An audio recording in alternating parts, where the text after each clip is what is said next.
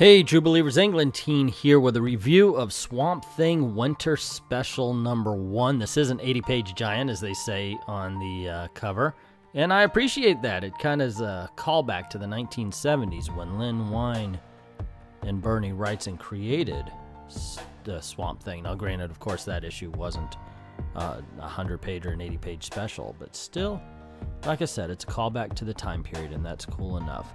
So this is a little bit of an anthology. It's not really an anthology, as there's a whole bunch of stories. There's actually only two. One is a 40-page story by Tom King and Jason Fabok, and it's called The Talk of the Saints, and it's just amazing. Let's get one thing straight. This entire book is really nothing more than just a love letter written to two fallen heroes of the comic book medium, Lynn Wein and Bernie Wrightson. They are the creators of Swamp Thing, and this is an homage like no other. Now, Tom King for me is a hit and miss writer. I know I'm praising him a lot, and that's because I love to share the work that he does that's really positive. Because when he's missed, he's just like, it's okay. But when he hits, man, he just is firing on all cylinders. And in this book, the man is firing on all cylinders. It's a very simple story. There's a snow monster chasing the Swamp Thing, and the Swamp Thing is trying to save a little boy. And along the way, he does meet some obstacles. It's very simple. It really is. Yet there's a depth to it. There's twists to it. There's all sorts of things that are beneath the surface that just elevates this story to a new level. And the fact that the cold makes the Swamp Thing weaker as he goes just heightens the tension. Now, I wondered, I did see some evergreen trees around him in a few scenes. And I thought, why can't he tap into those? Or at least to their roots to help him out, but I don't know if we're supposed to ask those kind of questions. While this is a straightforward story, Swamp Thing has to get this little boy to safety while a snow monster is slowly killing the Swamp Thing.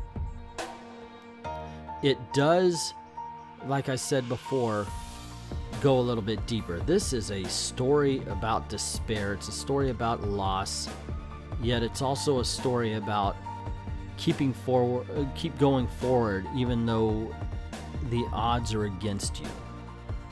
This is all about continuing, even though things around you are dying. And to me, maybe I'm reading too much into it, it seems this is what Tom King is saying about the character of Swamp Thing, even though this year he lost his daddies. Both Bernie Wrightson and Lynn Wein passed away in 2017. Excuse me, last year, I guess I should say, instead of this year. But still, this is what I got out of the story. This is what I felt the story was all about. That even though those that carried you and those that kept you going are dying and died, it's still okay to carry on. Could have been reading a little bit much into it, but you know what? That's the whole thing about literature, comic books even. It gives you what you get out of it. Now, sometimes, you know, you might be off, but I don't think I'm too far off on this. And even if I am, yeah, I'm going to carry this one with me. I'm going to take it like that. I'm going to see that there's that much more to the story than originally thought. Now, there is a twist at the end. You could see it coming. You might not see it coming. There are clues that lead you to the conclusion, but they are very subtle. Nothing here is ham-fisted. Nothing hits you over the head, and that's one of the beauties of the story. It carries you along, but it also requires you to do a little legwork for yourself from time to time. And in the end, this is one of the best books so far of 2018. And I don't know, anything that comes after it, they have got a hard row to hoe if they want to keep up. I can honestly say this is just one great story that Tom King has written here for Swamp Thing. And I think because of this, man, he should be returning. Let's get him back to Rebirth. Here for the review, but the next part of the book starts off with a letter that explains what's going on here. See, this is a story that was going to really kind of kick off Swamp Thing coming back. It's a continuation of his previous miniseries, and of course it would be the start of a new launch. And it was plotted by Len Wein, then sent to Kelly Jones, who drew it. And in all honesty, credit where credit is due, Kelly Jones is subdued here. Usually he has more manic, more wild style to it. And granted, you do have the trademark darker shades and more gothic look, to the Swamp Thing. And it looks great, as you can see here. But once again, it's more subdued for Kelly Jones, and I appreciated that. But unfortunately, before Len Wein could put in the dialogue and the descriptive balloons and so forth, so on, he had passed away. So DC Comics felt that it was important to reprint it here, or print it here, I should say, without the words, without the descriptive, without the dialogue, and just as it was, just the work between Kelly Jones and the late Len Wein.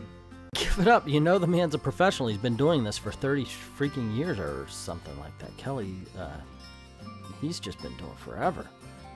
And one thing I always harp on is sequential art in comic books. You have to be able to look at the art only and tell the story. See, the art sells. The words really just are like icing on the cake. Now, granted, that seems like an oversimplification, and it is. So don't put words or comments in the thing. You don't think a writer's important? No. I don't deal with weak egos. If that's what you believe, go on ahead. You know, just pass me by here. Don't comment. What I am saying, though, is art is the most important in comic books, which is a visual medium. And a great artist can tell a story without the words, without the dialogue. And here he does this. He does it very well indeed. Basically, and once again, we have a very simple plot, very simple story, where Solomon Grundy has kidnapped a child, Swamp Thing chases after him, and Batman comes along for the ride at a certain point. And in the end, this is as well a love letter, a homage, an homage, if you will, to Len Wein and to Bernie Wrightson. Especially kind of Bernie Wrightson with the art. You know, I know it's Len Wein's last plots, but, you know, Bernie Wrightson always had that gothic style as well, so it fits. And it's done well. And it's in a swamp and not a snowstorm, which, mind you, I am not taking anything away from that awesome first story. What I'm telling you is there's two awesome stories in this one. One may not have words in it, but it's still every bit as much poignant, entertaining, and enjoyable. I mean, this is just overall a great special that I can recommend highly, and I'm happy to say that. I want a Tom King written Swamp Thing series now.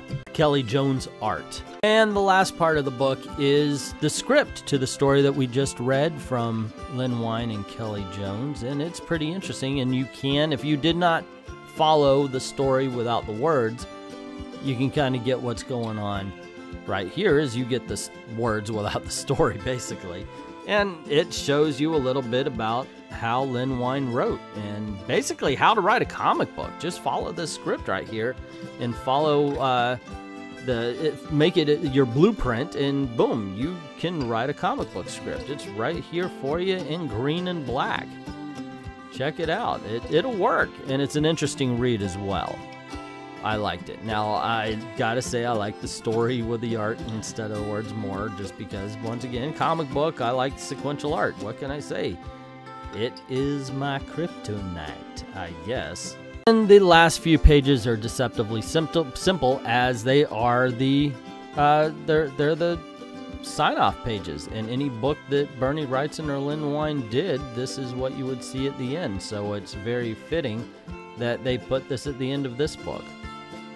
And once again, as I said before, if I were to describe this book as short and simple in a TV guide blurb, as it were, it's a love letter to two fallen heroes of the comic book medium. It's an homage to Len Wein and Bernie Wrightson. just to say, hey, you know, thank you for the Swamp Thing. Thank you for the great memories we had with this story when they were running it and after.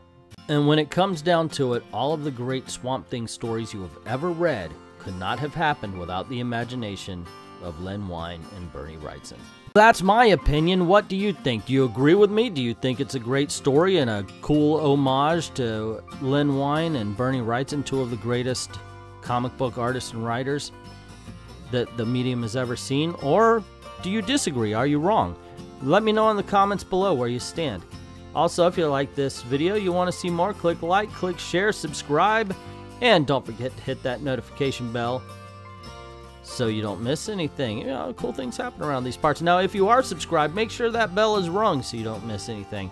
Also, this is the way we make a living, so if you don't mind helping out and help support us a little bit, go on over to Patreon, links in the description below. Drop $1 in the till.